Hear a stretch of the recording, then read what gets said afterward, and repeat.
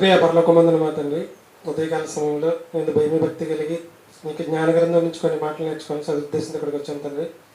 చెప్పబడుతున్న మాటలు మా జీవితంలో లోటుపాట్లు ఉంటే సరి చేసుకునే భాగ్యం కూడా ప్రతిపెట్టుకు దయచేయమని క్రీస్తునామని ప్రార్థన అడిగి వేడుకుంటున్నా పరమ తండ్రి. ఆమేన్. నిన్న వాతావరణం ఎలా ఉందండి?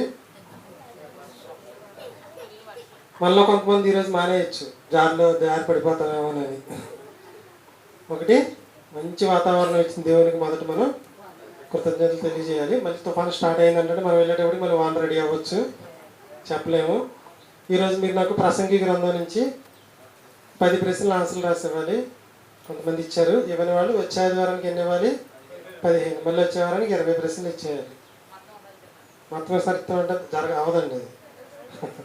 వారానికి 5, 2 వారాలకి 10 రాయిన వాళ్ళు ఒక రోజులో మొత్తం ఎలా రాస్తారు? ఓకేనండి. క్రితం ఆదివారం మంచి మాటలు విన్నాం. ఈ ఆదివారం కూడా ఇద్దరు అన్నదమ్ములు మంచి మాటలు చెప్పారు. క్రితం ఆదివారం సర్వేశ్వరబాబు గారు చెప్పిన మాట గుర్తుందా మీకు? హరిబాబు ఏం చెప్పాడు? మనం ప్రార్థన చేస్తే విశ్వాసంతో చేయాలి. సర్వేశ్వరబాబు గారు ఏం చెప్పారు? మానసిక బలవంతుడే గొప్పవాడు. బైబిల్ మొత్తంలో యేసుక్రీస్తుని పక్కన పెడితే మానసిక బలవంతుడు ఎవరు? గారు లేరా? యేసుక్రీస్తుని పక్కన పెడితే యోబు గారు. మంచి మానసిక బలవంతుడు ఎవరంటే యోబు గారి కన్నా ముందున్నాడు కదా. ఎవరు? యోసేపు గారు కదా. ఎంత మానసిక బలవంతుడు అండి. అందరూ ద్వేషించారు, చంపేయడానికి పడేస్తారు. ఎక్కడగా తూలి మాట ఒక్క మాట కూడా అన్న మంచి మానసిక బలంగా. తర్వాత అమ్మివేయబడినా అక్కడ బలంగా ఉన్నాడు, జైల్లో పెట్టినా బలంగానే ఉన్నాడు. ఎక్కడ కూడా తొనకల వెనకల యుద్ధాలు చేయలేదు, ఏమీ చేయలే. కానీ మానసిక బలవంతుడు అని మనం ఎవరిని చెప్తామంటే యోసేపునే చెప్తాం. మానసిక బలహీనుడు అని బలవంతుడు అని అనుకుంటున్నా యోసేపు. సంసోను గురించి చెప్తాం. చూసారు అలా మారిపోయిన పరిస్థితి. కాబట్టి మనం అందరం కూడా యోసేపు వలె మానసిక బలవంతుల్లాగా ఉండాలి. సర్వేశ్వరరావు గారు చెప్పిన పాట ఇంటికి వెళ్తే బాగా నేను అరిగించుకుంటే నాకు ఈ మాట బయటకు వచ్చింది. ఇంకా బైబిల్లో మానసిక బలవంతులు ఎవరు లేరా అని ఆలోచిస్తే యేసుక్రీస్తుని పక్కన పెడితే యేసేపు ఇచ్చాడు. ఆల్రెడీ ఆదికాండం మనం చదివేసి ఈరోజు నేను చిన్న పాట అని చెప్పి ముగించేస్తాను. పాఠం పేరు చర్చికి ఎందుకు వచ్చారు, ఎందుకు రావాలి అది ముగించేసుకుని వెళ్ళిపోదాం. మీకు తెలిస్తే చెప్పేశారు అనుకోండి, ముగించేస్తా. తెలియకపోతే చెప్తా. పాఠం పేరు చర్చికి ఎందుకు వెళ్ళాలి, చర్చికి ఎందుకు రావాలి, చర్చికి ఎందుకు మనం అందరం వచ్చాము. మీకు ఉపమానంతో చెప్తే ఏదైనా సరే బాగా అర్థమైంది కాబట్టి చిన్న ఉపమానం చెప్తాను. బట్టల కొట్టుకి ఎందుకు వెళ్ళాలి అది చెప్తే ఇది వచ్చేసినట్టు. ఇంకో ప్రశ్న ఏంటంటే బంగారపు కొట్టుకి ఎందుకు వెళ్ళాలి. ఆ రెండు తెలిస్తే మీకు చర్చికి ఎందుకు రావాలో అర్థమైపోయినట్టే. బంగారం కొనుక్కోవడానికి. నేను డీమార్ట్కి వెళ్ళాను, అన్నీ కొట్టేసాడు, బిల్లు కూడా కొట్టేశాడు. మా ఆవిడ డబ్బులు తీయండి అంది. పర్సు బండిలో లాకేసి వచ్చా.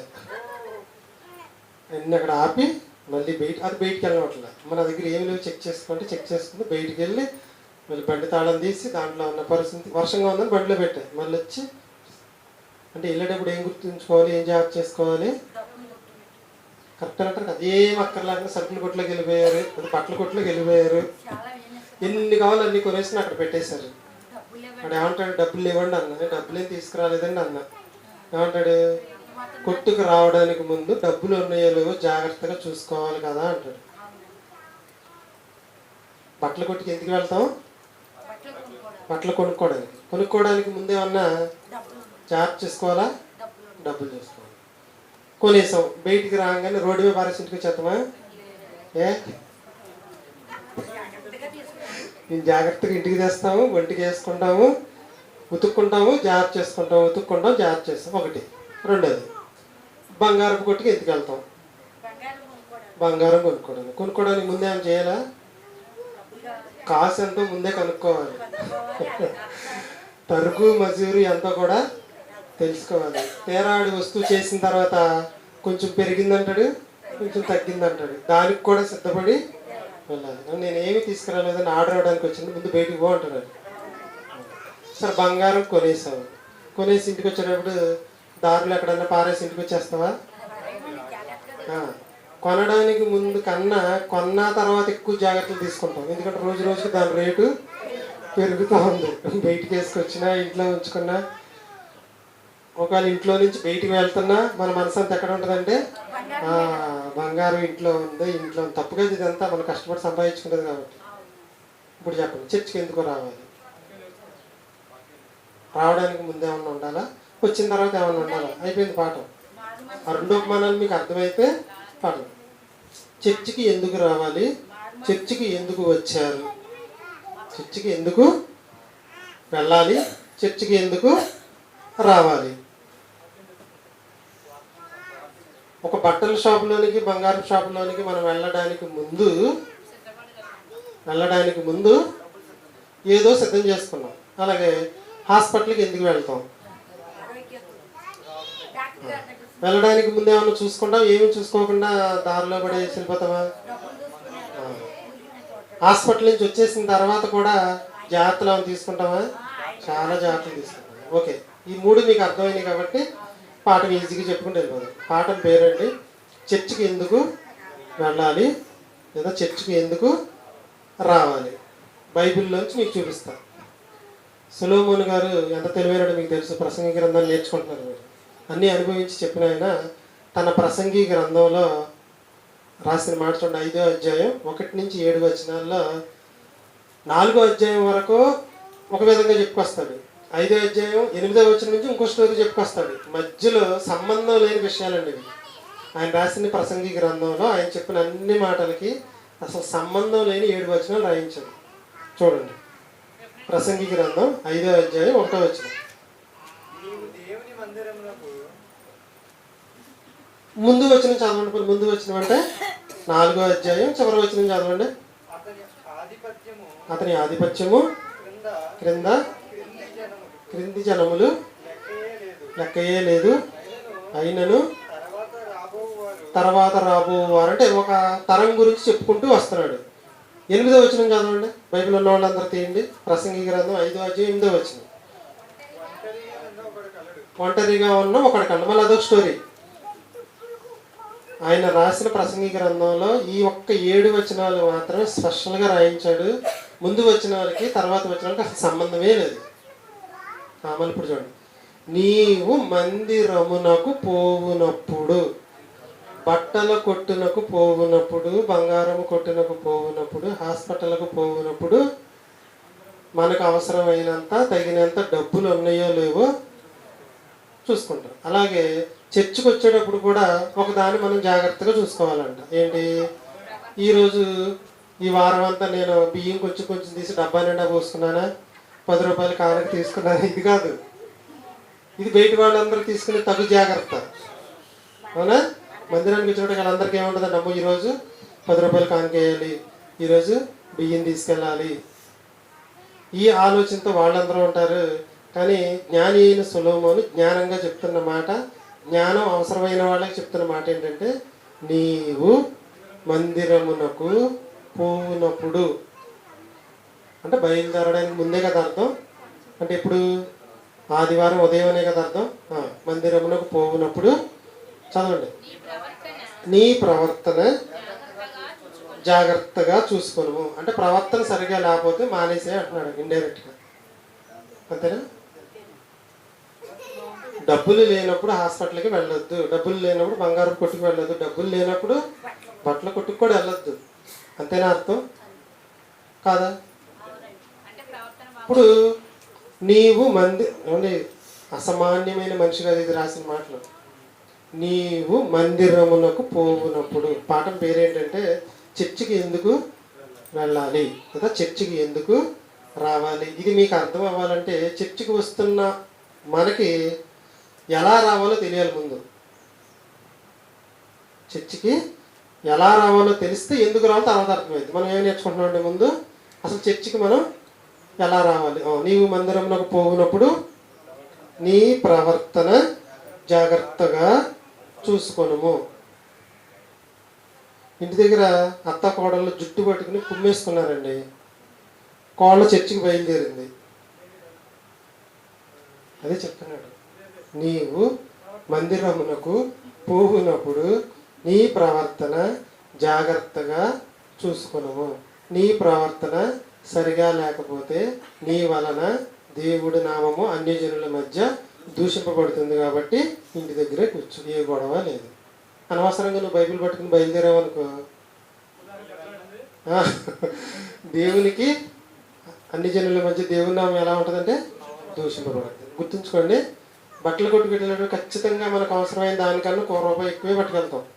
ఎక్కడికి వెళ్ళినా చర్చికి వచ్చేటప్పుడు కూడా ఈ వారం రోజులు నా ప్రవర్తన ఏమన్నా బాగుందా బాగోలేదా? నీవు మందిరమునకు పోవునప్పుడు నీ ప్రవర్తన జాగ్రత్తగా చూసుకో. రెండోది చదివిన తర్వాత, బుద్ధిహీనులు అర్పించినట్లు బలి అర్పించుట కంటే, ఇప్పుడు బలులు మనకు లేవు కాబట్టి ఆ వచ్చిన ఇశ్రాయేలీలకు కాబట్టి దాన్ని పక్కన పెడదాం. తర్వాత ఏమన్నాడు? సమీపించి నిద్రించుట మేలు. చర్చిలో ఎక్కువ మంది చేసే పని ఇదేనండి, సమీపించి నిద్రించుట మేలు, సమీపించి ఆలకించుట మేలు. ఏమండి, బట్టల కొట్లోకి వెళ్ళి ఎవ్వరు కూడా నిద్రపోరండి. బట్టల కొట్లు గుర్తుంచుకోండి, కుర్చీ కూడా ఇవ్వడండి వాడు. ఇస్తే వీళ్ళు చూపించి ఇంకా చూపించి అంటారేమోనని కొన్ని కొట్టులో ఉంటాయండి చైర్లు. శుభం గ్రాండ్స్లో చాలా చైర్లు ఉంటాయి. పిల్లలకు కూడా ఇస్తారు వాళ్ళు. ఎందుకంటే తక్కువ మంది వెళ్తారు కాబట్టి కొంచెం ఎక్కువసేపు కూర్చోబడి ఏదో ఒకటి కొని పెడదామని వాడి ప్లాన్. డీమార్ట్లో వాస్వీట్ అంటే వీళ్ళు ఎక్కువగా సరిగ్గా అయ్యేవాళ్ళు ఏం చేస్తారంటే ఏమి ఉంచరు. మందిరమునకు పోవునప్పుడు ముందు నీ ప్రవర్తన జాగ్రత్తగా చూసుకో. వెళ్ళిన తర్వాత సమీపించి నిద్రించుట మేలు కాదు, ఆలకించుట శ్రేష్టము. తర్వాత చదవండి. చర్చికి రావడానికి ముందు మనకి ఏం తెలియాలి? ముందు ప్రవర్తన సరిగ్గా ఉందో లేదో చూసుకోండి. వచ్చి ఆలకించడం శ్రేష్టం అని తెలుసుకోండి. తర్వాత వారు తెలియకే చేయుదురు. నీవు దేవుని సన్నిధిని అనాలోచనగా పలుకుటకు నీ హృదయమును త్వరపడనీయక. బట్టలు కొట్టుడు చీర వెయ్యి అన్నాడు, 4000 తీసుకో అంటావా? ఏ బంగారం కొట్టుడు ఏమండి కాసు 1,00,000 అండి అన్నది, ఎందుకంటే 2 లక్షలు తీసుకోండి. అనాలోచితంగా మాట్లాడతావా? కందిపప్పు 200 అన్నాడు, ఏమైంది నా దగ్గర చాలా డబ్బులు ఉన్నాయి, కేజీ 500 తీసుకోండి. అనాలోచితంగా మాట్లాడతావా? గీసి జాగ్రత్తగా మాట్లాడతాం. అవునా? ఇప్పుడు రోడ్డు మీద కూరగాయలు కొట్టువాడే వచ్చాడు, ₹50 అన్నాడు కేజీ. ఇక్కడ దాకా వచ్చావు కదా, 70 తీసుకో అంటావా? అంటే ఇదేంటిది? అనాలోచితంగా మాట్లాడతాం. అంటే దేవుని సన్నిధిలో అనాలోచితంగా మాట్లాడు, చాలా జాగ్రత్తగా. అంటే చర్చికి రావడానికి ముందు నీ మైండ్లో ఉండాల్సింది ఏంటంటే, ఈరోజు నేను చర్చికి వెళ్తున్నాను కాబట్టి నా ప్రవర్తన జాగ్రత్తగా ఉండవాలి. ఒకవేళ నా ప్రవర్తన సరిగ్గా లేకపోతే ఈ వారం ఆగిపోవటం మంచిదని అనుకున్నాం అనుకోండి, అలా ప్రతి వారం ఆగిపోతాం, నరకానికి పోతాం. ప్రతి వారం ఆగిపోతాం, నరకానికి పోతాం. ఈ వారం నా ప్రవర్తన సరిగ్గా బాగోలేదు కాబట్టి దేవుడికి క్షమాపణ అడిగి, తండ్రి వచ్చే వారం చాలా జాగ్రత్తగా ఉంటుంది, ఈ వారాన్ని నన్ను క్షమించు అని వచ్చే ఆదివారం లోపల ప్రవర్తన ఏమైపోవాలంటే సెట్ అయిపోవాలి. వచ్చిన తర్వాత ఇక్కడ ఏముండాలి? ఇష్టం వచ్చినట్టుగా ఏది పడితే అది మాట్లాడకుండా చాలా జాగ్రత్త. బాబోయ్, చర్చిలోంచి బయటికి వెళ్ళే వరకు డోర్ మూసుకుని ఉంటే శుభ్రం. అంటే దేవుని సన్నిధిలో అనాలోచితంగా మాట్లాడకూడదు ముందు మైండ్లో ఉండాలి. చర్చికి వెళ్ళడానికి ముందు ఇదంతా మనం ప్రిపేర్ అవ్వాలి మైండ్లో. తర్వాత చూడండి, దేవుడు ఆకాశం మందు ఉన్నాడు, నువ్వేమో దేవుని సన్నిధిలోకి వెళ్తున్నావు. నీవు భూమి మీద ఉన్నావు కావున నీ మాట కొద్దిగా ఉండవాలి. అంటే చర్చిలో ఉన్నంతసేపు నోటికి కళ్ళెం పెట్టుకుంటే చాలా మంచిది. దేవుని సన్నిధిలో ఉన్నాము. తర్వాత చదవండి. విస్తారమైన పనిపాట్ల వలన స్వప్నం పుట్టును, పెక్కు మాటలు పలుకువాడు బుద్ధిహీనుడు. అంటే చర్చిలో బుద్ధిహీనంగా మాట్లాడొద్దు. తర్వాత నీ నోటి మాట వలన దేహమునకు శిక్ష కలిగినంత పని చేయవద్దు. ఉందా లేదా? తర్వాత వచ్చినాడు 7వ మాట అండి, ఈ మాటల వలన దేవునికి కోపము పుట్టించవద్దు. వద్దు. 1 నుంచి 7 వరకు ఉన్న వచనాలు. మళ్ళీ 8వ వచనంలోకి వెళ్తే మళ్ళీ మ్యాటర్ మారిపోద్ది. ముందు వచనంలోకి వెళ్తే సంబంధం ఉండదు. ప్రత్యేకంగా ప్రసంగి గారు తన అనుభవంతో పడిపోయి తిరిగి లేచిన తర్వాత మనకి జాగ్రత్త చెప్తున్నాడు. ఏంటంటే, నాన్న నువ్వు మందిరానికి పోయినప్పుడు మొట్టమొదటి నీ ప్రవర్తన అసలు ఎలా ఉందో జాగ్రత్తగా చూసుకో. తర్వాత అక్కడికి వెళ్ళి నువ్వు ఆలకించట శ్రేష్టము. అంటే ఏ పాఠాలు చెప్పొద్దని కాదండి. ఇప్పటి కాలానికి అందరం పాఠాలు చెప్పాలి. అప్పటి కాలానికి లేవీలు మాత్రమే చెప్పాలి కాబట్టి ఆలకించుట శ్రేష్టము. నీ నోటిని కాచుకో, అనాలోచితంగా మాట్లాడొద్దు, నీ మాటలు కొద్దిగా ఉండాలి, పెక్కు మాటలు పలకవద్దు, నీ దేహమునకు శిక్ష నీ నోటి మాట వలన కలగనివ్వద్దు, నీ మాటల వలన దేవునికి కోపము పుట్టించవద్దు. ఒక మాటలో చెప్పాలి అంటే మోగముద్దులాగా ఉండటం బెటరు, అంతేనా? అంటే అనాలోచితంగా మాట్లాడొద్దు అన్నాడు కానీ అసలు మాట్లాడొద్దు. అది లాజిక్ అర్థం చేసుకోండి. మీకు ఇష్టం వచ్చిన ఏది పడితే అది మాట్లాడొద్దు అన్నాడు. మంచిగా అంటే చాలా జాగ్రత్తగా. దేవుడు పరలోకంలో ఉన్నాడు, నువ్వు భూమి మీద ఉన్నావు, నా సన్నిధిలో నువ్వు వెళ్తున్నావు కాబట్టి బయట ఉన్నప్పుడే నీ ప్రవర్తన ఒకసారి చూసుకో. లోనికి వెళ్ళిన తర్వాత సమీపించి ఆలకించుట మేలు.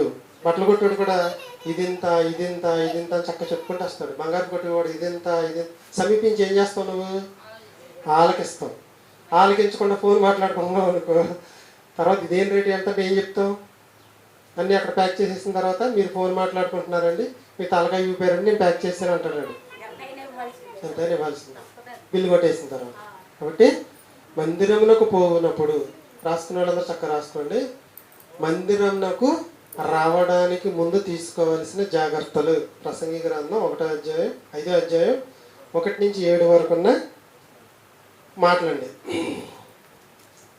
ఈ మొత్తాన్ని ఒక మాటల చివరిలో ఏం చెప్పాడంటే, నీ మట్టుకు నీవు దేవుని యందు భయభక్తులు కలిగి ఉండుము అని చెప్పాడు. ఉందండి మాట.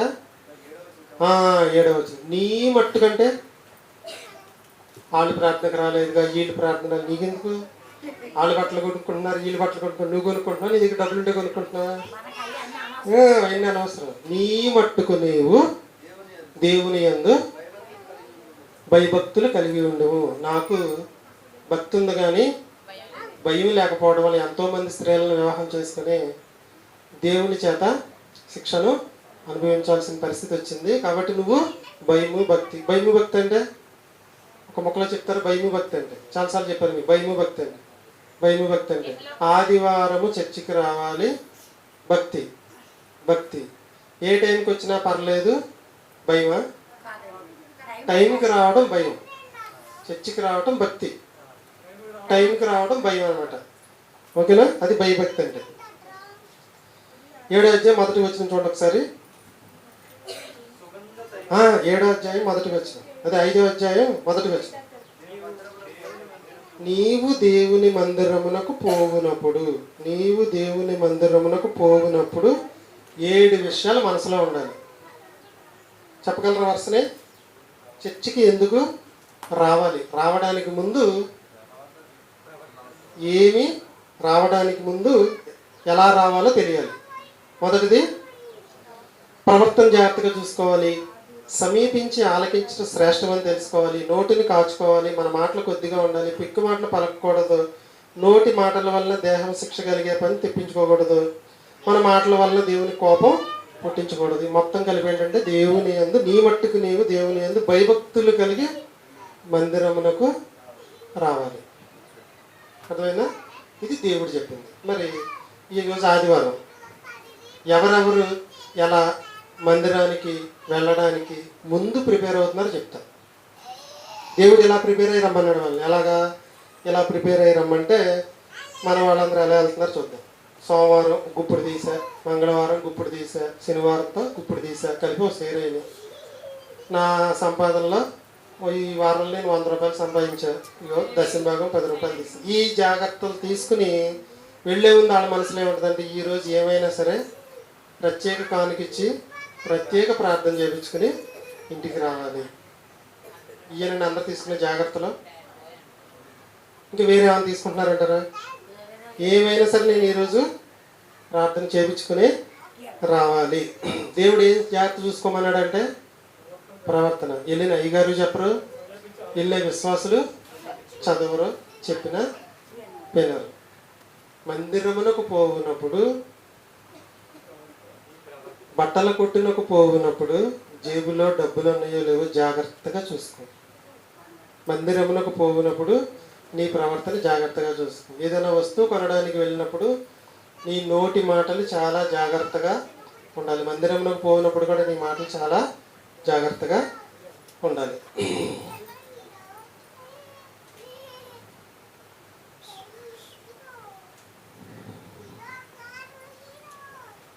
ఆ మాటలోనే చెప్పబడిన మాట ఏంటంటే సమీపించి ఆలకించుట శ్రేష్టము, దేవుని మాట వినుట శ్రేష్టము. ఒకనాడు అమాలేకుల్ని చంపిరమ్మంటే వాటిలో బలమైన వాటిని దేవుని కోసం తెచ్చాడు. ఎవరు? సౌలు గారు. అని రాజుగారు అడిగితే ఎందుకు అన్నాడు? నీకు ఇవ్వడానికే అన్నాడు. దేవుడు బైబిల్లో వడ్డీ వ్యాపారం చేయొద్దు అన్నాడు. వడ్డీకి ఎవరికి ద్రవ్యాలు ఇవ్వద్దు, ఎవరి దగ్గర డబ్బు తీసుకోవద్దు అన్నాడు. అంటే నీకు పని ఉంది, మరి 2 లక్షలు ఖర్చు ఉంది, అందుకే 10 రూపాయలు వడ్డీ వసూలు చేసి ఇది ఈ వడ్డీ అంతా ఎవరి కోసం అనుకుంటున్నావు? నీ పని చేయడానికి అన్నా. నేను ఆయన కోసమే కదా నేను సంపాదించింది వడ్డీ అన్నట్టు ఊరుకుంటాడా? ఏదైతే వద్దన్నాడో అది మానేయడం అంతే. సమీపించి ఆలకించుట శ్రేష్టం అంటే విన్న మాట ప్రకారం మన జీవితాన్ని మార్చుకోవడం అని అర్థం. మిగిలిన దేవాలయాలు అనే చోట్లకి వెళ్ళేవాళ్ళు ఎవరో కూడా వెంట ఏమీ తీసుకుని వెళ్ళరు. మనం మాత్రం ఒక గ్రంథాన్ని తీసుకుని వస్తాం. ఎందుకు వస్తాం? మిగిలిన చోట ఎవరు కూడా బైబిల్ తీసుకుని వెళ్ళరండి. సారీ, వాళ్ళకి సంబంధించిన గ్రంథాన్ని తీసుకుని వెళ్ళరు. చర్చికి వెళ్ళే వాళ్ళు మాత్రమే బైబిల్ గ్రంథాన్ని తీసుకుని వస్తారు. ఎందుకంటారు?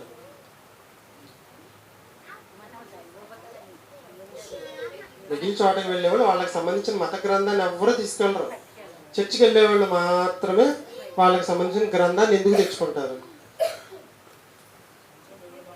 మిగిలిన చోట ఆయన గంతులు వేయమంటే గంతులు వేయాలి, కూర్చోమంటే కూర్చోవాలి, నుంచోమంటే నుంచోవాలి. వాళ్ళ దగ్గర చూసుకోవడానికి ఏ గ్రంథమో ఉండదు.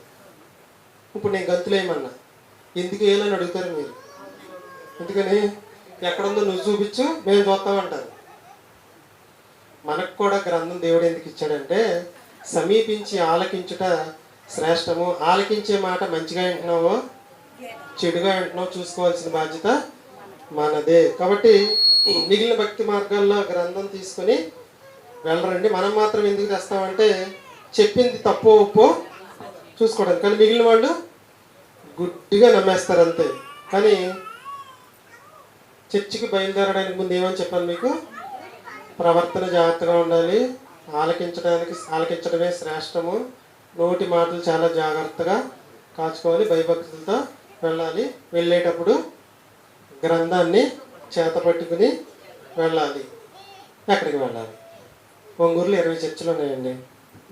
ఇవాళ ఆదివారం. ఎక్కడికి వెళ్ళాలి? ఏలూరులో బట్టల కొట్లు ఎన్ని ఉన్నాయి, హాస్పిటల్ ఎన్ని ఉన్నాయి, బంగారపు కొట్లు ఎన్ని ఉన్నాయి. ఆ కొట్టుకే వెళ్ళండి అని నేను చెప్తా, ఆ కొట్టుకే వెళ్ళండి అని మీరు చెప్తారు. ఎందుకంటారు? ఆ కొట్టుకే వెళ్ళండి, ఆ బట్టల కొట్టుకే వెళ్ళండి, ఆ బంగారపు కొట్టుకే వెళ్ళండి, ఆ సరుకుల కొట్టుకే వెళ్ళండి. నాకు కమిషన్ వస్తుంది అంటారా? అంటే బంగారు కొట్లు చాలా ఉన్నాయి, బట్టల కొట్లు చాలా ఉన్నాయి. 1, 2 మాత్రం చూస్ చేసుకుంటాం, లేదంటే ఒకటే చూస్ చేసుకుంటాం బెస్ట్. ఇప్పుడు 4 టీషర్ట్లు కొనాలనుకున్నాం. 20 షాపులు ఉన్నాయి ఏలూరులో. ఆ షాప్లో ఒకటి, ఆ షాప్లో ఒకటి, ఆ షాప్లో ఒకటి, ఆ షాప్లో ఒకటి కొంటారా? అన్నిట్లో ఒకటి ఫిక్స్ చేసుకుంటా. ఈరోజు ఈ షాప్లో కొనుక్కోవాలి, ఫిక్స్ 4 కొనుక్కుని వచ్చేస్తాం. అంతేనా? మరి అంతా తెలిసింది. చర్చికి రావడం ముందు ఎలా ప్రిపేర్ అవ్వాలని అర్థమైంది, ఏం తీసుకురావాలని అర్థమైంది. ఎక్కడికి వెళ్ళాలి? ఇంటి పక్కనే చర్చ్ ఉందని వెళ్ళాలా, దూరంగా చర్చ్ ఉందని వెళ్ళాలా? సరే, మా పిల్లవాడు మీ పిల్ల స్కూల్కి పంపించారు. ఇంటికి వచ్చిన తర్వాత ఏమడుగుతారు? అమ్మ వాళ్ళు బాగా ఆడిచ్చారా అని అడుగుతారా? ఏమి నేర్పించారమ్మా అని అడుగుతారు. ఏమి నేర్చుకున్నావమ్మా అని అడుగుతారు. అంటే వాక్యాన్ని నేర్పించే దగ్గరకే వెళ్ళాలి. లేఖనాలను పరిశోధించి నేర్పించే దగ్గరకు మాత్రం అనాలి. ఎందుకు నేర్పించే దగ్గరికి వెళ్ళాలంటే నేర్పించడం అనేది దేవుని యొక్క చిత్తం. పరీక్షలు కూడా మనకి జరుగుతుంది. మనం ఇక్కడ మాత్రమే మీకు చెప్పాను, ఎక్కడా కూడా వాక్యం నేర్పించడం అనేది లేదు. చెప్పటం వరకు మాత్రమే చెప్తారు, అవి గాల్లో కలిసిపోతాయి. క్రితం నెలలో మొదటి సోమవారం ఏం కూర వండుకున్నారు చెప్పండి? క్రితం వారంలో సోమవారం ఏం కూర వండుకున్నాం గుర్తులేదండి. క్రితం నెలలో సోమవారం ఏం కూర, అదే మీరు పేపర్ మీద పెట్టుకుంటే సోమవారం ఈ కూర, మంగళవారం ఈ కూర అంటే అక్కమని బుక్ తీసా నీకు ఏ డేట్ కావాలంటే ఆ డేట్ చెప్తా ఉంటారు. నేర్పించే దగ్గరకు వెళ్ళాలి. ఇక్కడికి వెళ్తే నాకు వాక్యాన్ని బాగా నేర్పిస్తారండి అని మీరు చాయిస్ చేసుకుని వెళ్ళాలి. ఎంత నేను చర్చికి ఎందుకు వెళ్ళాలనే దాంట్లో రావడానికి ముందు ఎలా ప్రిపేర్ అవ్వాలో చెప్తున్నాను, అంతేనా? తర్వాత చూద్దాం. రోగాలు తీస్తాము అనే వారి దగ్గరకు వెళ్ళకూడదు. ఎందుకని అంటారు? రోగాలు తీస్తాం అనేవాడే daily BP tablet, sugar tablet వేసుకుంటున్నాడు, కళ్ళ జోడు కూడా పెట్టుకుంటున్నాడు, అంతే కదా? వాళ్ళ రోగాలను వాళ్ళే తీసుకునే వాళ్ళు మన రోగాలు ఏం తీస్తారో సార్ చెప్పండి. అవన్నీ కూడా ఎక్స్పైర్ అయిపోయిన మాటలు. రోగాలు తీసే వాళ్ళ దగ్గరికి కూడా మనం వెళ్ళకూడదు. ఒకసారి చూద్దాం. యెషయా గ్రంథం 1వ అధ్యాయం 11-12 వచ్చిన. యెషయా గ్రంథం 1వ అధ్యాయం 11-12 వచ్చినారు. యెషయా గ్రంథం 1వ అధ్యాయం 11-12 వచ్చినారు. యెషయా గ్రంథం యెహోవా సెలవిచ్చిన మాట ఇదే, విస్తారమైన మీ బలులు నాకేలా, దహన బలులకు పొట్టేళ్లను, దూడల క్రొవ్వును నాకు వెక్కసమాయను, కోడెల రక్తమాంసమైనను, రక్తమందైనను, మేకపోతుల రక్తమునందైనను నాకిష్టము లేదు. నా సన్నిధిని కనబడవలనని మీరు వచ్చుచున్నారే, నా ఆవరణమును తొక్కుటకు మిమ్మును రమ్మన్నవాడు ఎవడు? అసలు మిమ్మల్ని ఎవరు రమ్మన్నారని అడుగుతున్నాడు దేవుడు చర్చకు వచ్చిన వాళ్ళని.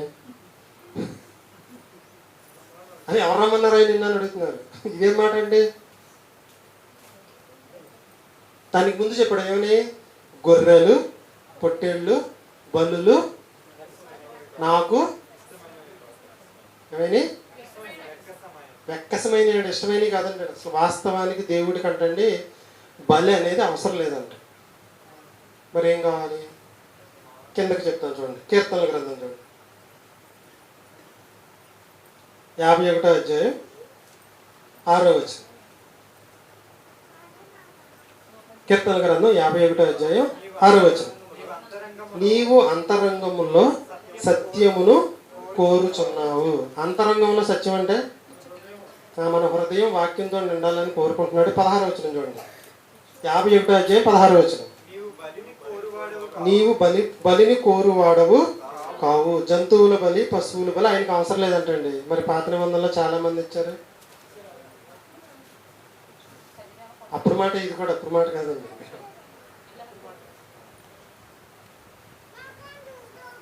నీవు బలిని కోరువాడవు కావు. పాత నిబంధన కాలంలో నేనున్నా, ఓ పాపం చేశా, ఓ పక్షిని బలిచ్చా, మళ్ళీ ఇంకో పాపం చేశా, జంతువుని బలిచ్చా, మళ్ళీ పాపం చేశా, మళ్ళీ పక్షిని బలిచ్చా, మళ్ళీ పాపం చేశా, మళ్ళీ జంతువుని బలిచ్చా.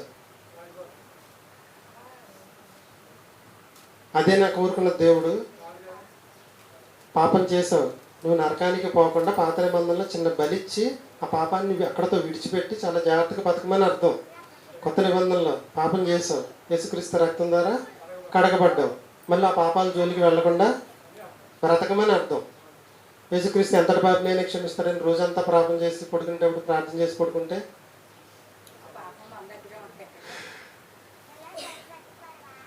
సరే. 51వ అధ్యాయం 17వ వచనం చూడండి. 51వ అధ్యాయం 17వ వచనం. విరిగిన మనస్సే నీకిష్టమైన. విరిగిన మనస్సు అంటే చర్చికి వస్తున్న మనకి ఇది మైండ్లో ఉండాలి. విరిగి నలిగిన మనసుతో ఆయన చెంతకు రావాలి. విరిగి నలిగిన మనసే ఆయనకి ఇష్టమైన బలి. నీ బియ్యం అక్కర్లా, నీ డబ్బులు అక్కర్లా, నా బియ్యం అక్కర్లా, నా డబ్బులు అక్కర్లా, అవన్నీ తర్వాత. ముందు మనకేం కావాలంటే విరిగి నలిగిన మనసుతో ఆవరణంలోనికి, చర్చిలోనికి మనం విరిగి నలిగిన మనసు అంటే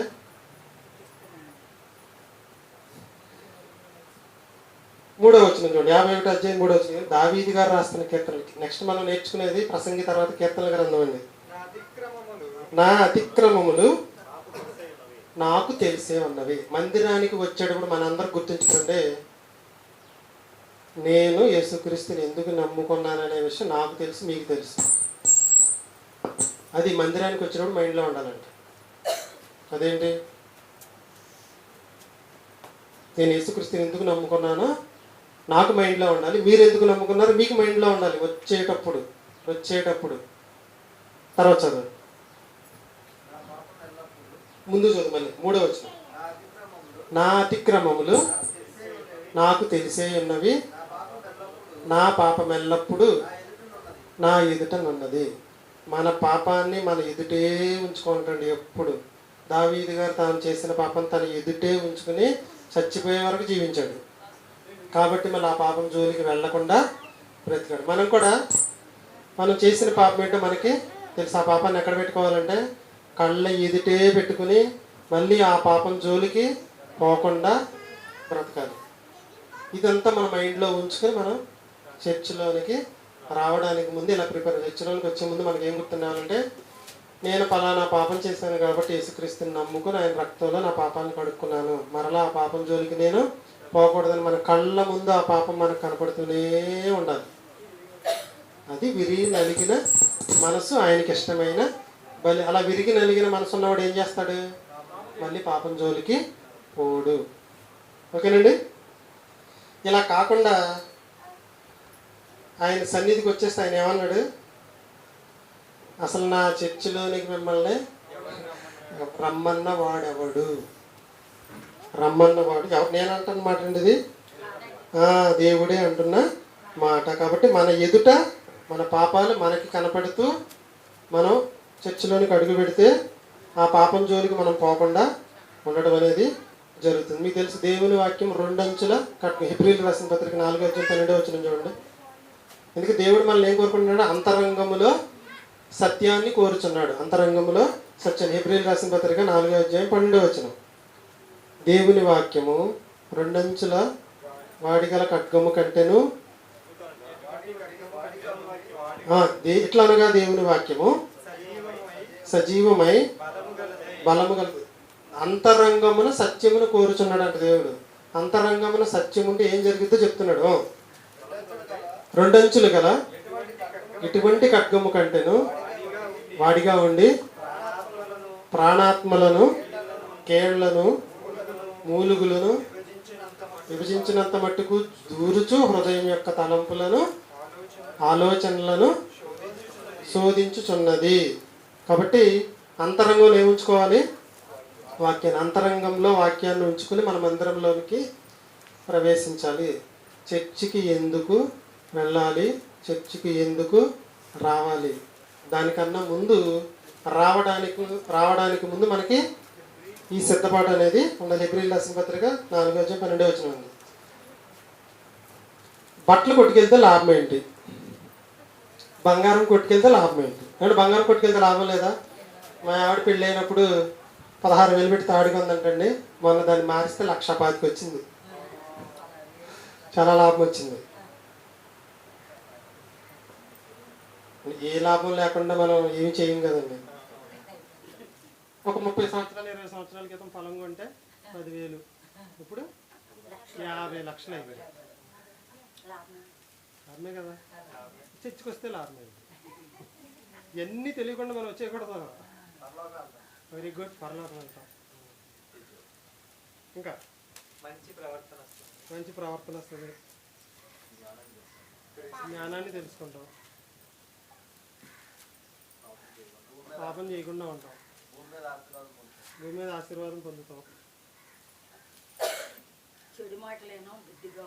మంచి ప్రవర్తన కలిగి ఉంటాం. ఇంకా ఏమంటే మీ దగ్గర 4 లక్షలు ఉంటే చిన్న గోల్డ్ బిస్కెట్ కొనుక్కొని ఇంట్లో దాచుకోండి, 10 సంవత్సరాల తర్వాత అది 2 బిస్కెట్లు అయితే అంటున్నారు. అంటే లాభమేనా? చర్చికి వస్తే లాభం ఏంటి? పరలోకం ఓకే, ఓకే, మంచి జీవితం వస్తుంది ఓకే. కీర్తనల గ్రంథంలో దేవుడు రాయించిన మాట చూడండి. అంటే మీరందరూ ప్రసంగి గ్రంథానికి సంబంధించిన ఇచ్చిన బుక్ పూర్తిగా చదవలేదని నాకు అర్థమైంది. 2వ క్వశ్చన్గా ఇచ్చాను నేను. అది కీర్తనల గ్రంథం 19వ అధ్యాయం 7 నుంచి 11 వరకు వచ్చినాను. మన ప్రవర్తన సరి చూసుకుని చర్చికి వస్తే మనకు వచ్చే లాభాలు. కీర్తనల గ్రంథం 19వ అధ్యాయం 7 నుంచి 11. 7 నుంచి 11 రిఫరెన్స్. కీర్తనల గ్రంథం 19వ అధ్యాయం. కీర్తనల గ్రంథం 19వ అధ్యాయం 7 నుంచి 11. యెహోవా నియమించిన ధర్మశాస్త్రము యథార్థమైనది. ప్రాణం తెప్పరిల్లాలి అంటే చర్చికి రావాలండి. తెప్పరిల్లలేదు అంటే నాలోనైనా లోపం ఉండాలి, మీలోనైనా లోపం ఉండాలి. ప్రాణము తెప్పరిల్లాలి. 2వది జ్ఞానం రావాలి. 3వది హృదయానికి సంతోషం రావాలి. 4వది కన్నులకు వెలుగు రావాలి. 5వది నా మాటల ద్వారా మీకు దేవుని భయం అనేది రావాలి. వాటిని గైకొనటం వల్ల చివరిలో ఇచ్చాడు గొప్ప లాభము కలుగును. గొప్ప లాభం మీరు చెప్పేసారు ఏంటంటే పరలోకం. చర్చికి రావడం వల్ల ఉపయోగం ఇది. ఎవరు అడిగి నీకు చెప్పాలి 5 మాటలు 7 మాటలు. మొదటిది ప్రాణం తెప్పరిల్ల చేసుకోవడానికి, జ్ఞానాన్ని నేర్చుకోవడానికి, హృదయానికి సంతోషం కోసం, కన్నులకు వెలుగు కోసం, దేవుని ఎడల భయాన్ని నేర్చుకోవడం కోసం, పరలోకం కోసం, భూలోకంలో ఎలా జీవించాలో నేర్చుకోవడం కోసం మనం చర్చికి రావడం వల్ల మనకు వచ్చే లాభాలు. ఇప్పుడు ఫస్ట్ మీరు ఏం చెప్పారు? చర్చికి వస్తే లాభం అంటే ఏం చెప్పారంటే కృష్ణ ఫస్ట్ పరలోకానికి వెళ్ళడానికి సార్ అన్నారు. ఓకే, పరలోకానికి వెళ్ళడానికి నేర్చేసుకున్నాక వెళ్ళిపోదామా? ఈరోజు వెళ్ళిపోతామా? ఎప్పుడు వెళ్తాం? అయితే ఆయన రావాలి, లేకపోతే మనం పోవాలి. అయితే ఆయన రావాలి, లేకపోతే మనం పోవాలి. ఆయన ఎప్పుడు వస్తాడో తెలీదు, మనం ఎప్పుడు పోతామో తెలియదు. ఆయన ఎప్పుడు వస్తాడో తెలియదు, మనం ఎప్పుడు పోతామో తెలియదు. అంటే మధ్యలో ఏముంది? చాలా కాలం ఉంది. ఈ కాలంలో ఎలా బ్రతకాలి?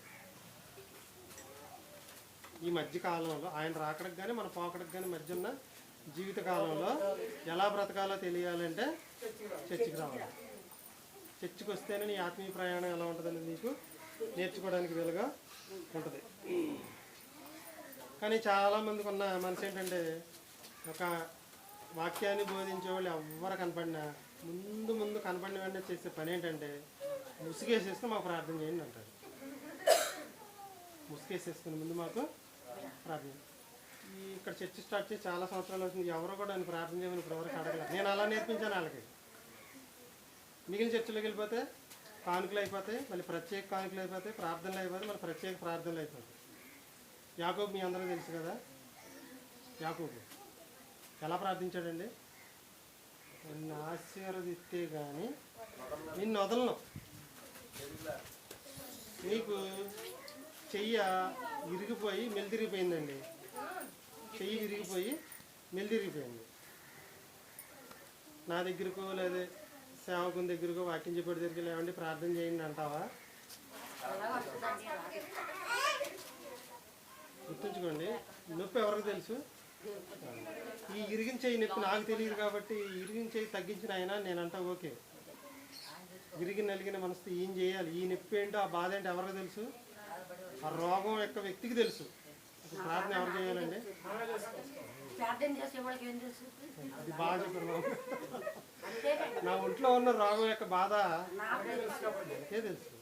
మనమే గోచారాలి, మనమే వేధించాలి, మనమే అడగాలి. యాకోబు తొడగూటి ఎముక కదిలినా సరే వదిలడా? నువ్వు నన్ను ఆశీర్వదిస్తే కానీ నేను నిన్ను వదలను. ఈ పట్టుదలతో ప్రార్థన చేయాలని మీరు నేర్చుకోండి. వచ్చిన కానీ ఆయనతో ప్రార్థన చేసుకుంటే బాగుంటుంది, ఈయనతో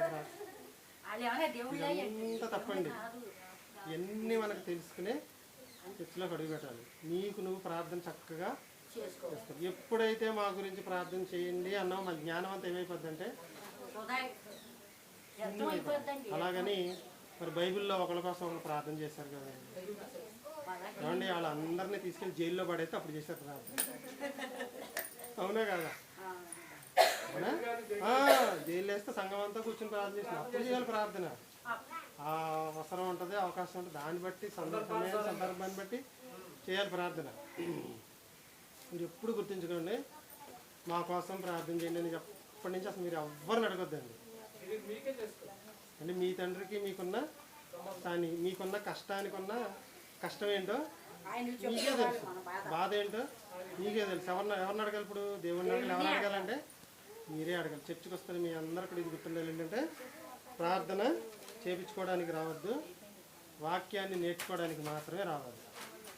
ప్రార్థన మీరు చేర్చుకోండి, వాక్యాన్ని మాత్రమే మేము నేర్పిస్తాం. సరస్వరావు గారు, హరిబాబు గారు, రాజేష్ కానీ, మన కృష్ణ కానీ, ఆదం మేమందరం ఇక్కడ ఏమి నేర్పిస్తామంటే వాక్యాన్ని మేము నేర్పిస్తాం, ప్రార్థన మీరు చేసుకోండి. నేను అన్నమాట తప్ప రైట్ అండి. మీకోసం నేను ఎప్పుడు ప్రార్థన చేయాలి? నా కోసం మీరు ఎప్పుడు ప్రార్థన చేయాలి?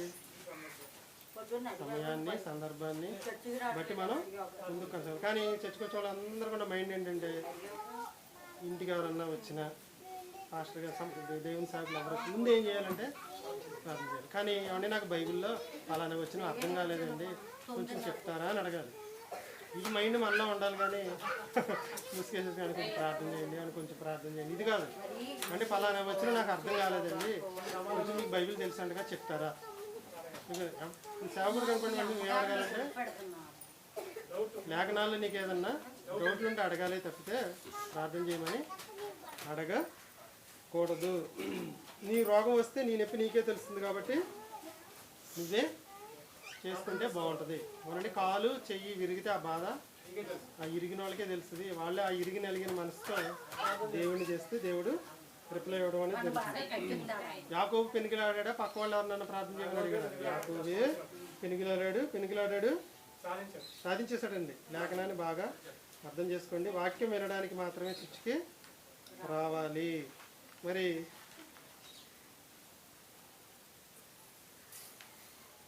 చర్చికి వస్తున్న మనందరం కూడా 10 ఆజ్ఞలు కంఠోపాదంగా రావాలండి.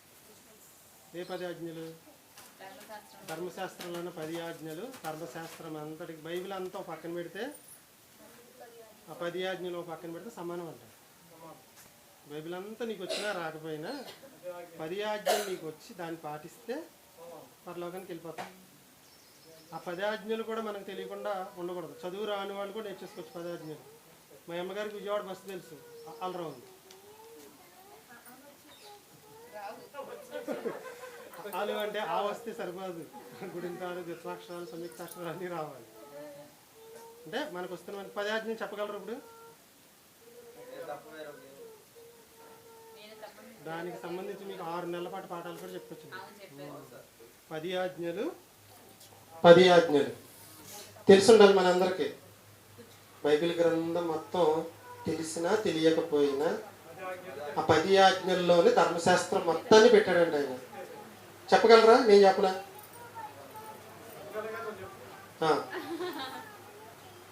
నేను తప్ప నీకు వేరొక దేవుడు ఉండకూడదు. బైబిల్ పక్కన పెడదాం మనం. ఈ 10 ఆజ్ఞలు మాత్రమే నేను నేర్చుకున్నాను. చర్చకు వస్తున్న మనకు మైండ్లో ఉండవలసింది ఏంటంటే దేవుడు తప్ప మనకు వేరొక దేవుడు ఉండకూడదు. పైన ఆకాశం ఉందని కింద భూమి ఉంది. దేవుని పోలిన రూపాన్ని చేసుకొనకూడదు, సాగిలపడకూడదు, నమస్కారం చేయకూడదు. 3వది విశ్రాంతి దినాన్ని పరిశుద్ధంగా. దీంట్లో వచ్చేసిందా? చర్చికి వచ్చే ముందు మన ప్రవర్తన సరి చేసుకోమంటే అర్థం ఏంటి? విశ్రాంతి దినాన్ని పరిశుద్ధంగా చాలా జాగ్రత్తగా పవిత్రంగా చేయమని అర్థం. 4వది నిర్గమకాండం 19వ అధ్యాయం ఉంటుందండి. నీ తల్లిదండ్రులను కాదు నిర్గమకాండం 19వ అధ్యాయం చూడు. మొదటిది వేరొక దేవుడు ఉండకూడదు, విగ్రహం చేసుకొనకూడదు, దేవుని నామమును వ్యర్థముగా ఉచ్చరించకూడదు. 5వది 4వది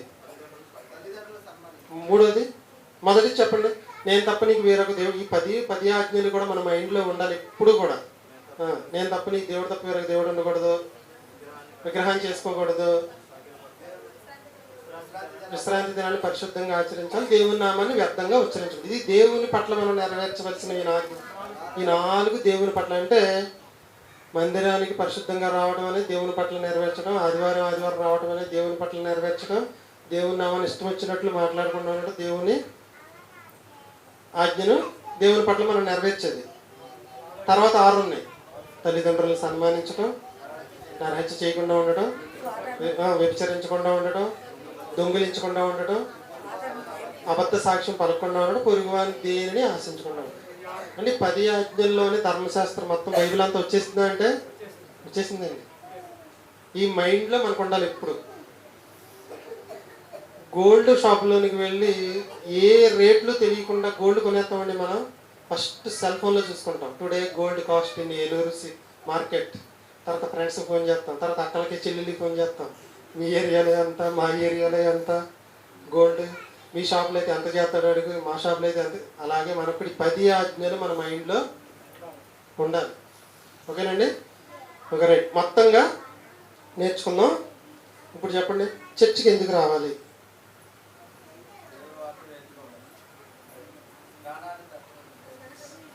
బట్టల కొట్లోకి వెళ్ళి బట్టలు కొనేసిన తర్వాత ఏం చేస్తారో తెలిస్తే చర్చికి వచ్చిన తర్వాత ఏం చేయాలో అర్థమైంది.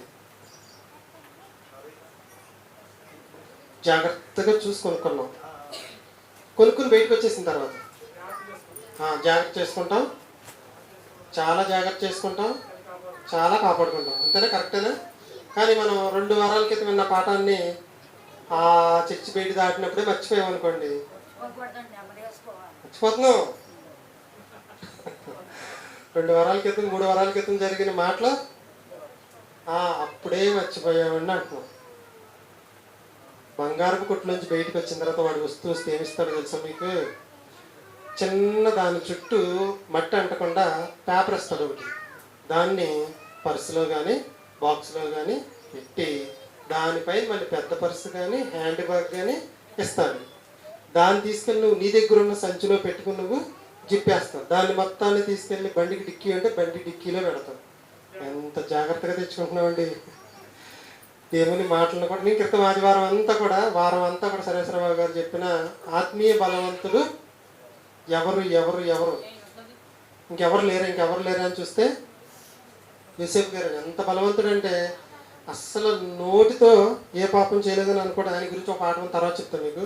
పాఠం ఏంటంటే, యోసేపు ఏ పాపము చేయలేదా, చేశాడా చేయలేదా అది మీకు పాఠంగా చెప్తాను. ఇప్పుడు మనం టాపిక్ మారిపోద్ది కాబట్టి. ఎందుకు రావాలండి అంటే వాక్యం నేర్చుకోవడానికి రావాలి. బడికి ఎందుకు వెళ్ళాలి పిల్లలంటే చదువు నేర్చుకోవడానికి వెళ్ళాలి. వాక్యం నేర్చుకోవడానికే రావాలి. వాక్యం ఎందుకు నేర్చుకోవాలి అంటే మన పోకడికి కానీ దేవుడు రాకడికి కానీ మధ్యలో కొంత జీవితం ఉంది. ఈ జీవితంలో ఎలా బతకాలో జీవన విధానాన్ని నేర్చుకోవడానికి వాక్యం నేర్చుకోవాలి. నేర్చుకుని చర్చ్ నుంచి బయటికి వెళ్ళిపోయిన తర్వాత ఏంటి, బంగారపు కొట్ల నుంచి బయటికి వెళ్ళిపోయిన తర్వాత ఎలా ఉందో చూద్దాం ఒకసారి. 1 పేతురు పత్రిక 3వ అధ్యాయం 2వ వచనం. 1 పేతురు పత్రిక 3వ అధ్యాయం 2వ వచనం. పేతురు గారు రాసిన మొదటి పత్రిక 3వ అధ్యాయం 2వ వచనం. పేతురు గారు రాసిన అందువలన వారిలో ఎవరైనాను వాక్యములకు అవిధేయులైతే వారు భయముతో కూడిన మీ పవిత్ర ప్రవర్తన.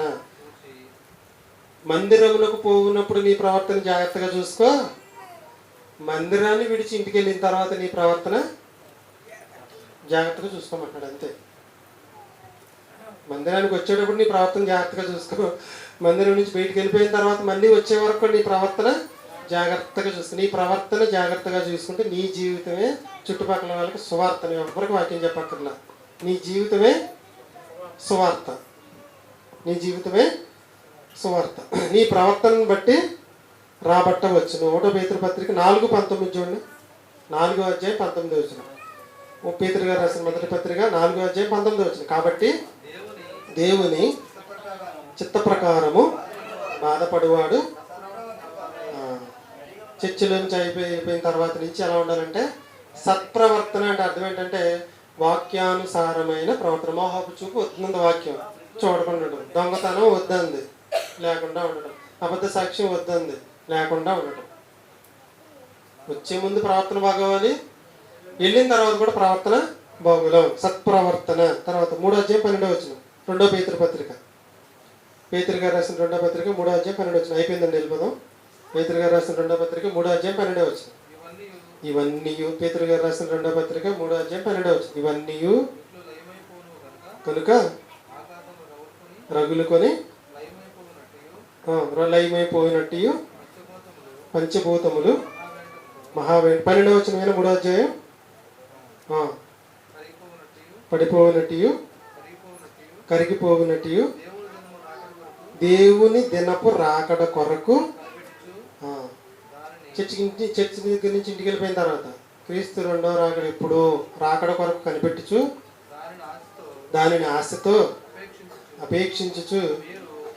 ఎందుకు ఆయన రాకడ గురించి మనం అపేక్షించాలంటే, ఆయన వస్తే నేను వెళ్ళాలి, ఆయన వస్తే నేను వెళ్ళాలి, ఆయన వస్తే నేను వెళ్ళాలి. ఆయన వస్తే నేను వెళ్ళాలంటే నేను ఎలా ఉండాలి? ఎలా పడితే అలా ఉండాలా? సిద్ధంగా ఉండాలి. సిద్ధంగా ఉండాలి అంటే ఆ మైండ్లో ఎప్పుడు మనకు ఉండాలి. తర్వాత చదువు.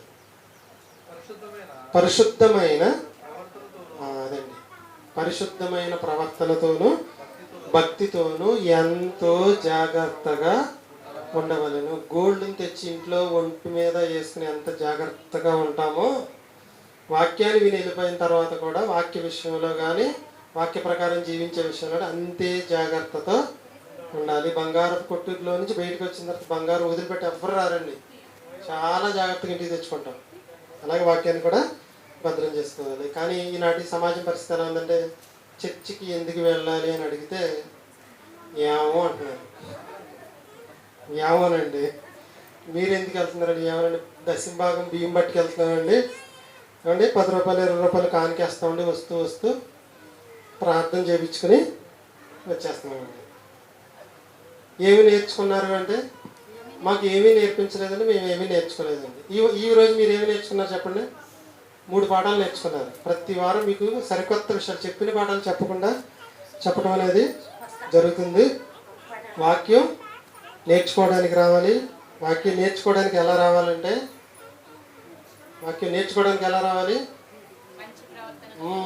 మందిరమునకు పోయినప్పుడు ప్రవర్తన జాగ్రత్తగా చూసుకొని రావాలి.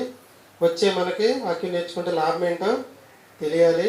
ప్రార్థన చేయించుకోవడానికి కాదు, లేఖనాల్లో ఉన్న జ్ఞానాన్ని ఏమైనా డౌట్లు ఉంటే నేర్చుకోవడానికి రావాలి.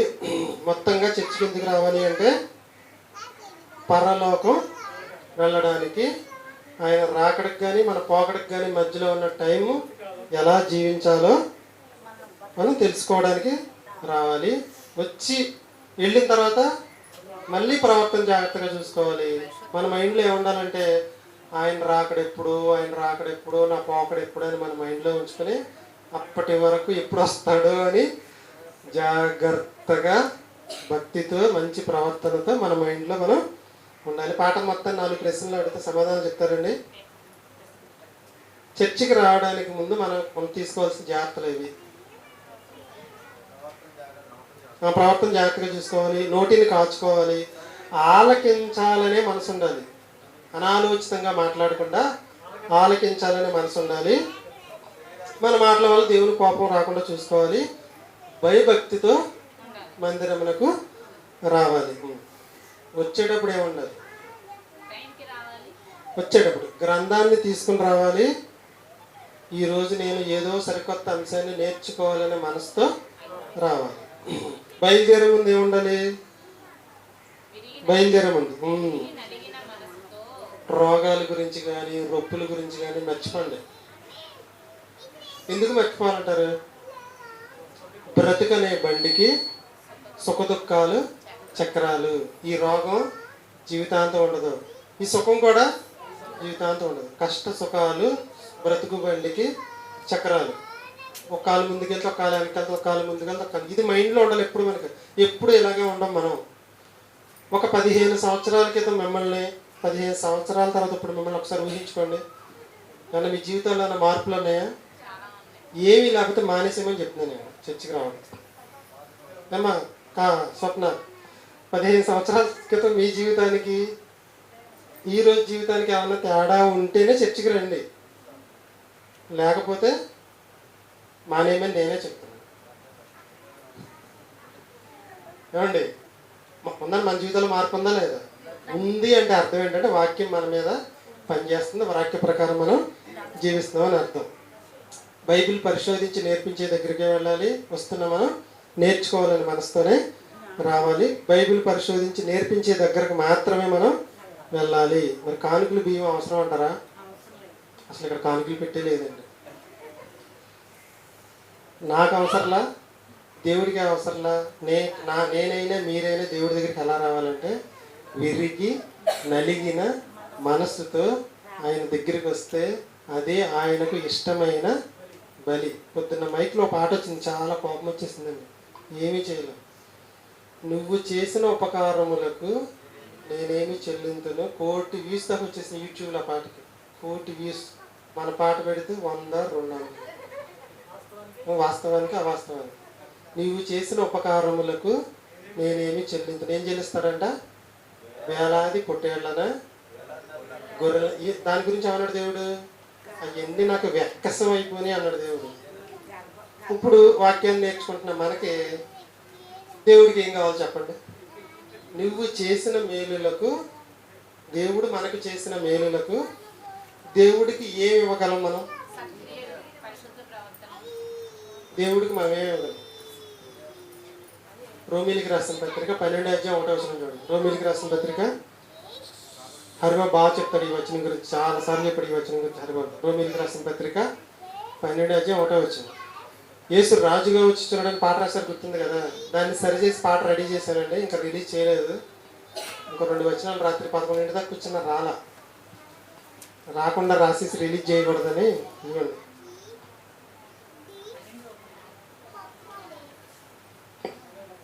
యేసు రాజుగా వచ్చి చూడడానికి పాటను కరెక్ట్ చేసి రాస్తున్నానండి.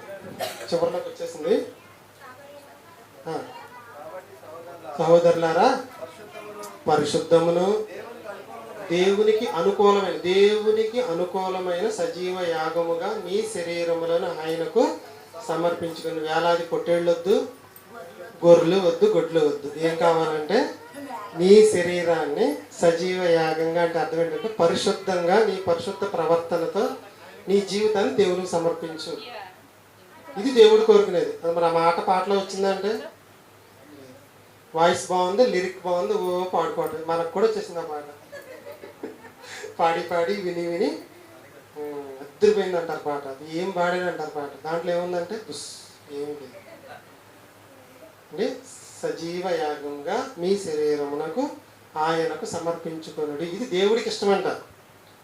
విరిగి నలిగిన మనస్సు దేవుడికి కావాల్సిన బలిదండి. మన ధనము, మన డబ్బు, మన కష్టము తర్వాత ఫస్ట్ ఇది ఉండాలి. ఏది ఉండాలంటే విరిగి నలిగిన మనసుతో దేవుని సన్నిధికి వస్తే మళ్ళీ ఆ పాపం జోలికి మనం పోకుండా ఉంటాం. మనం చేసిన పాపం ఎప్పుడు కూడా మన కళ్ళ ఎదుటే మనకు ఉండాలి, లేకపోతే మళ్ళీ ఆ పాపం జోలికి మనం వెళ్తాం. తర్వాత ఇప్పుడు చెప్పండి, ఎందుకు రావాలి? రావడానికి ముందు చెప్పాను, వచ్చేటప్పుడు చెప్పాను, బయలుదేరే ముందు చెప్పాను, కానుకల బియ్యం గురించి చెప్పాను. ఎందుకు రావాలి? 1 పరలోకం వెళ్ళడానికి, 2 భయభక్తులతో భూమి మీద ఎలా జీవించాలో నేర్చుకోవడానికి, పరలోక ప్రయాణానికి ఈ రోజు నుంచి నేను ఎలా భూమి మీద జీవించాలో నేర్చుకోవడానికి చర్చికి మనం రావాలి. చర్చికి వచ్చి వాక్యాన్ని నేర్చుకుంటే మనకు వచ్చే లాభాలు ఏంటో చెప్పండి. ప్రాణం తెప్పరెళ్ళాలి, జ్ఞానం రావాలి, హృదయం సంతోషపడాలి, కన్నులకు వెలుగు రావాలి, దేవుని భయం రావాలి. అన్నిటికన్నా గొప్ప లాభం ఏంటంటే చర్చికి వచ్చాము అంటే పరలోకానికి వెళ్ళిపోవాలంటే. ఇది భూమి మీద పరలోకానికి నమూనా. ఈ నమూనాలో ఉన్న నువ్వు ఆ ఒరిజినల్ పరలోకంలోకి వెళ్ళిపోవాలి. చర్చికి వచ్చావు అంటే పరలోకం కొట్టి తీరాలంతే. యోధ అలాగా అయిపోకూడదు. యోధ ఏమైపోయాడు? దేవునిలోనికి రాకముందు నుంచి కూడా అతని ప్రవర్తన బాగోల, వచ్చిన తర్వాత కూడా బాగోల, చచ్చిపోయాడు. ఎక్కడ తేడా వచ్చిందంటే ప్రవర్తన. మనం కూడా మన మందిరానికి వచ్చిన మన ప్రవర్తన ఎలా ఉందో నాకు నేను చూసుకోవాలి, మీకు మీరు చూసుకోవాలి. వచ్చిన తర్వాత ఆలకించడం శ్రేష్టము, ఏది పడితే అది మాట్లాడకూడదు. మూడోది, బయటికి వెళ్ళిన తర్వాత క్రీస్తు ఉండరు అక్కడ ఎప్పుడో అని మనసులో ఉంచుకొని మన ప్రవర్తన, వచ్చేటప్పుడు ప్రవర్తన బాగోవాలి, వెళ్ళిన తర్వాత కూడా ప్రవర్తన. మన ప్రవర్తన బాగుంటే మన జీవితమే సువార్తగా చాలామంది మారడానికి అవకాశం అనేది వస్తుంది. రాకముందు వచ్చిన తర్వాత కూడా జాగ్రత్త చూసుకోవాల్సింది ఏంటంటే ప్రవర్తన. ప్రార్థన చేసి ముగించుకుందాం. ప్రియ పరలోకమందున మా తండ్రి, నీ యొక్క పిల్లలతో ఈ మాటలు చెప్పే భాగ్యాన్ని నాకు ఇచ్చినందుకు మొదట మీకు ధన్యవాదాలు తెలియజేస్తున్నాను తండ్రి. నీ మందిరంలోకి పోయినప్పుడు మహాజ్ఞాని అయిన సొలొమోను గారు చెప్పిన 7 వచనాలు మాకెంతో అవసరమని ఆ గ్రంథంలో నువ్వు రాయించావు తండ్రి. లేఖనాల పరిశోధన ద్వారా ఈరోజు కొన్ని విషయాలు నీ పిల్లలు తెలియజేశాను తండ్రి. చర్చికి ఎందుకు రావాలో, రావడానికి ముందు ఏం మనసులో ఉండాలో, వచ్చిన తర్వాత ఎలా ఉండాలో, వచ్చి వెళ్ళిపోయిన తర్వాత ఎలా ఉండాలో నీ పిల్లలు తెలియజేశాను తండ్రి. నీ పిల్లలు విన్నారు. విన్న వాక్యం ప్రకారం అనేక జీవితాలను మార్చుకుని ఉన్న పరలోక రాజ్యాన్ని చేరే భాగ్యం ప్రతిపట్టుకు తెచ్చామని క్రీస్తునామని ప్రార్థనకు వేడుకుంటున్నాం పరమ తండ్రి. ఆమేన్. సోమవారమేగా, ఎల్లుండ, రేపు అంటే రేపు యాకోబు గారు మనవడది పుట్టినరోజు అంట. సోమవారం సాయంకాలం ప్రార్థన, అందరికీ భోజనాలు, ఎవరు కూడా మిస్ అవ్వకుండా రమ్మని చెప్పారు. అంటే హరిబాబు, రాజేష్, కృష్ణ, ఆదాము మీ నలుగురు మీ పిల్లలకి 4 పాఠాలు పెట్టాము. కాస్త రేపు అక్కడ పిల్లలకు సంబంధించింది కాబట్టి ప్రోగ్రామ్ హిట్ అవ్వాలి అంటే మంద కాదు, 4 పిల్లలు చెప్పిన పాఠాలు 5 వాక్యాలు కానీ 6 వాక్యాలు కానీ 7 వాక్యాలు మీ ఇష్టం. ఆదాముకి నేను ఫోన్ చేసి చెప్తాను. చిన్న 2 పాఠాలు ఇచ్చాను మీకు, ఓకేనా. సాత్విక 3 వారాల నుంచి కుస్తీ పడి పాట నేర్చుకున్నాను. మొన్న వారం నా మీద బెటర్గానే పడింది. ఆ పిల్లలకు కూడా పాట రాదు నాకు, అంతా ఏ టెక్నాలజీ ఏమీ లేదు. ఈ వారం బాగా పాడింది, చాలా బాగా పాడింది. అమ్మ రేపటికి ఇంకా బాగా నేర్చుకునే అక్కడ పాడింది. కానీ చెల్లి నువ్వు ఇద్దరు పాడింది. కానీ మా ఊడు పాడేస్తున్నాడు ఇంటి దగ్గర, కోడి ముందా గుడ్డు ముందా. అదే పాట నేర్చుకో. పాఠాలు మాత్రం 5 పాయింట్లు కానీ ఈరోజే నేర్చేస్తాను. రేపు సాయంకాలం చెప్పాలి, ఓకేనా. ఓకేనా. రొట్టె దర్శనం తీస్తాను ఇంటి దగ్గర అక్కడికి వెళ్ళాలి.